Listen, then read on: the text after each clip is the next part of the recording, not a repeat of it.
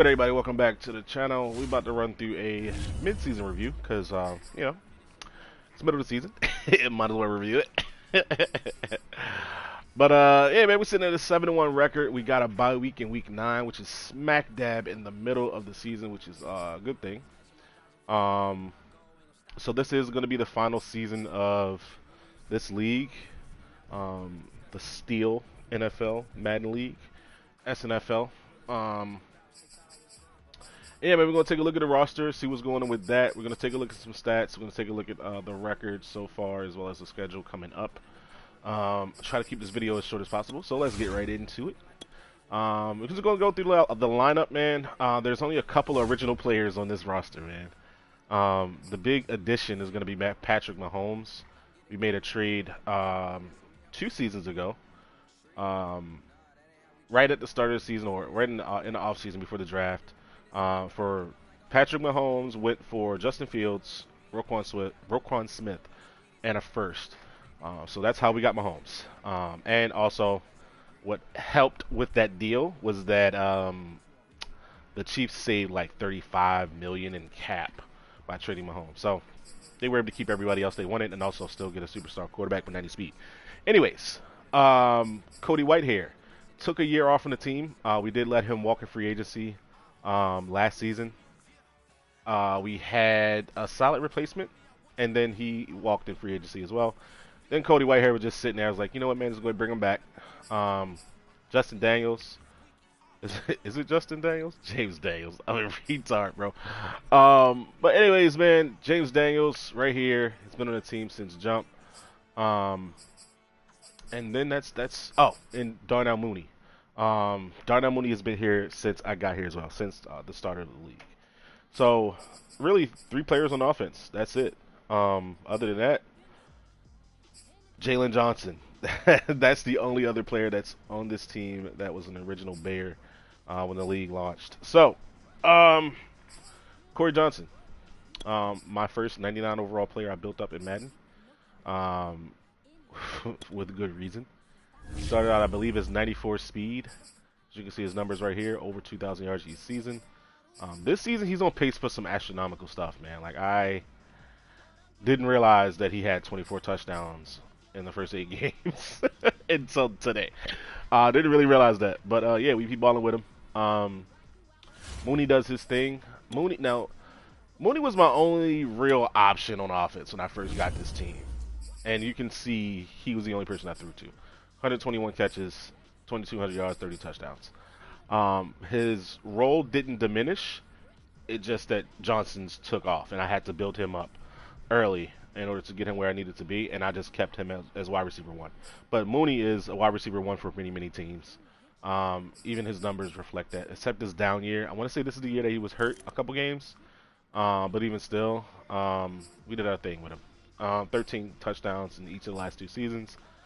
And right here, he's on pace for 100 catches again. So he's on pace to exceed his last season, which I thought was a pretty good one, man. As a wide receiver 2, 89 catches, 1,400 yards, 13 touchdowns is not a bad season at all.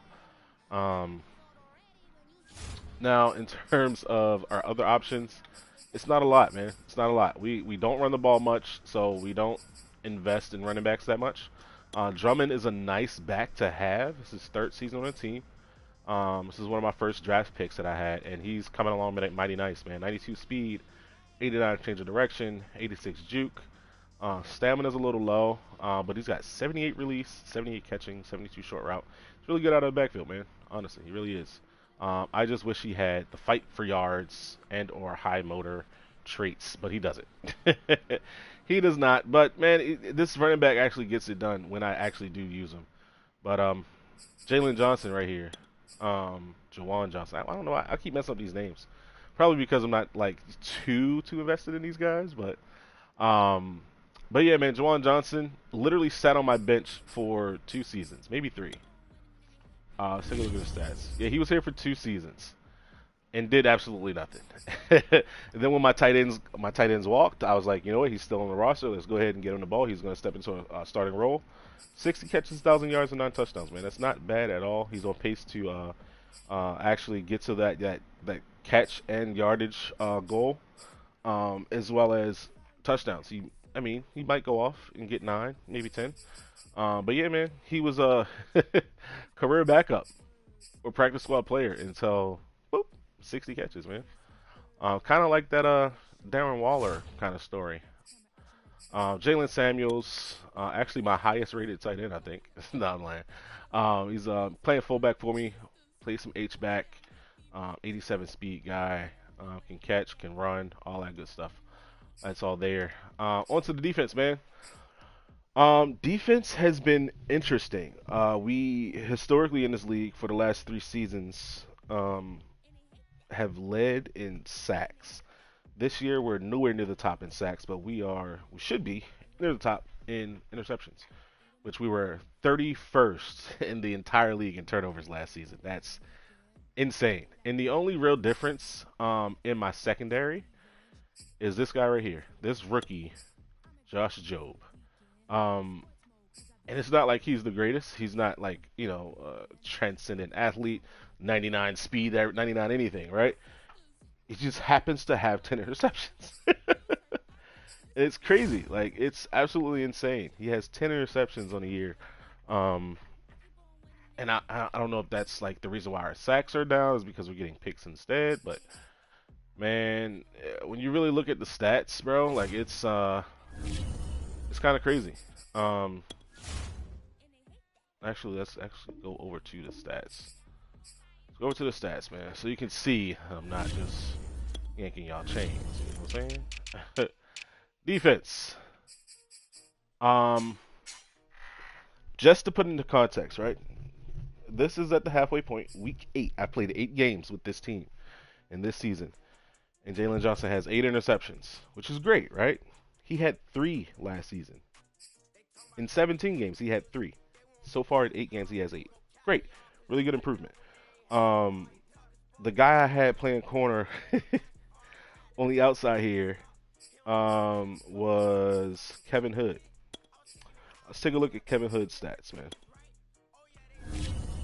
Kevin Hood had 5 interceptions last year, total, in 17 games. He already has 6. He's playing a different role, though. But, let's get back to these total interceptions here. So, the guy who was in this position in my depth chart and in my rotation last year had a total of 5 interceptions. The guy that was he plays the same position. He had 3 for the total of the season last year, 17 games. He has 8 now. Terrell Burgess had 8 interceptions in 17 games last season. He already has 8 this year. This is my sub linebacker spot, who only had maybe 3 or 4 interceptions. We'll take a look at him. This is Will Harris. Will Harris basically plays the same exact role as a sub linebacker. There you go. 3 interceptions last season. In the whole of the season. This year he has 2. And then we got Brandon Stevens, plays the exact same role, has 6 already. So a lot of these guys are doubling production from last season. It's crazy. Kevin Hood had 5 total interceptions last year. He has 6 in 8 games this year. That is insanity. I don't know if it's the opponents I'm playing or if my defense has just like really been perfected, but production on defense has doubled. Demario Randall, free safeties, played the same exact role since last season. He had 3 last season in 17 games. So far in 8, he has another 3. Production has doubled. Like, I don't, it's no other way to say it. It's no other way to say it, man. It's insane. In terms of sacks here, Shaquille Barrett, he's an X Factor, but he doesn't have his slot 2 ability. So, but, I mean, he's on pace to get somewhere around 8 to 9 sacks, which is, he had 9.5 last season. You know what I mean? So, I don't know, man. I'm feeling good about my defense. We really played one back-to-back, like, shootout kind of game so far. That was versus the Vikings. So we'll see how this defense holds up in the second half of the season. But yeah, man, it's gonna get interesting because, like I said, these guys are producing. Who's not producing is last year's Rookie of the Year and Pro Bowler, Brendan Whitlock. He's not producing, and I don't know why. I don't know why. Now, I did just switch him in the depth chart to rush end left instead of rush end right, which I thought I played him at right last year. But in any case, man, I don't know how and or why he goes from a Pro Bowl caliber player to only having 2 sacks this season. It's insanity. I don't understand it. Um, but in any case, man, there's his stats from last year. He made the Pro Bowl as a rookie, 46 tackles, 19 TFLs, 10 sacks, um, no forced fumbles, 2 fumble recoveries, no touchdowns, no safeties. So far this season, he has multiple games with no tackles. Um, like I don't, I don't know where he is in the game plan, man. Like he just doesn't flash. He doesn't flash at all. Like he one good game versus the Lions the first time. There you go. 5 tackles, 2 TFLs, and a sack. The other sack came versus the Texans. Other than that, he look 0 tackles, 0 impact plays, 0 impact plays, 0 impact plays, 0 impact plays. Like that's 4 out of the 8 games that he did not chart a stat. That is insane. Because I'm a stat guy, I like to see numbers in slots. This is bad. This is bad. And he played so well last season, man. Like he played so well last season. He flashed everywhere, every game, almost every play. You know, whether it was making a tackle or forcing a pressure or whatever. Man, he's just like a ghost this season. But who's not a ghost is Pat Boware. Now Pat Boware is a very interesting case. I believe he was a 5th round or 6th round pick. No, I'll check it in a second. But here is what he looks like on paper: 94 power move, 80 speed, 82 excel. The acceleration is not good. I wish it was 87, 88, 89. Then I could really play him on the edge. Because his get off is really slow at 82 acceleration. It's like a defensive tackle kind of acceleration. But he's been balling this year, man. He's been balling this year. He has under pressure, which is a good one to have. Um, and here we go, man. And I said stats have doubled. He's on pace to get 15 plus sacks, man. 15 plus.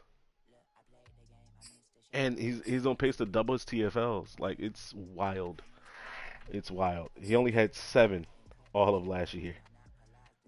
Only had 7 sacks all of last year. That's insanity. Insanity. But yeah, man. I think that's pretty much it for the squad. The halfway point recap. I'm gonna take a look at the schedule real quick. See who I played and who's coming up next. Because who's coming up next is really it's where the season is made. It's where it's won and lost. I believe there's a 3-way tie for my division right now. Oh, 2-way. Packers lost one. All right. But yeah, man, we lost to the Vikings. Hopefully he loses a couple games, so we can maintain that first spot, that first seed. Let's take a peek at the schedule real quick. Like I said, I think I only played 2 playoff teams so far. I know the Cardinals was a playoff team last year, but I think they have a new user, if I'm not mistaken. Vikings, obviously a playoff team. We actually knocked them out of the playoffs last year, I believe, if I'm not mistaken. I know I made it to the championship game, but yeah. Anywho, Dolphins was a playoff team. He played it close until we pulled away at the end. Lions, not so much. So, our upcoming games. This is a nice little stretch right here. Packers, it's going to be a battle. Me and him have split a couple times, and he beat me in the playoffs. Falcons, I've never beat him in here. No, I lied. I knocked him out of the playoffs. Yeah, I knocked him out of the playoffs. So, yes, I did beat the Falcons. But that's a playoff team. Packers, Falcons. This Voyager's user, which is the Saints, is actually playing pretty well. Patriots probably has the most annoying offense. He literally just runs the ball 40 times a game. That's no exaggeration. Packers again. Bucks are bad. Vikings. I can't call it with the Bills. That's a cross conference joint right there. But 1, 2, 3, 4, 5, 6 of my last 8 games are against playoff teams. This football team and Buccaneers. I know the Buccaneers is not good. Football team is one that's a question mark as well. Let me actually take a look. He's lost to the Bengals, lost to the Cowboys, lost to the Titans, and no, he's not good. He's not good. He's not good at all. So yeah, I got 6 of my 8 games are against playoff teams. Buccaneers loses a lot too. All right, yeah. What? He beat the Falcons? Word? Okay. All right, Killer Kid. That's interesting. That's interesting indeed. This Voyage. Oh, never mind. He lost a 3-point game to the Steelers. Lost a 5-point game to the Panthers. 10 points there. Got blown out by the Vikings. That's tough, man. I thought this guy was good. Never mind. He's like fucking 3-4.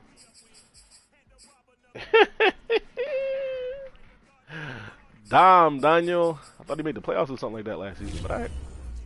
It's cool beans, man. But yeah, man. That's pretty much it for the midway point recap. Let's take a look at some pictures, see if we got something in here. We do. Dak Prescott getting sacked. That's Pat Bowler. Whitlock getting locked up. Jalen Johnson on a pick. It's my guy Drummond on a touchdown here. Nice little celebration in the end zone.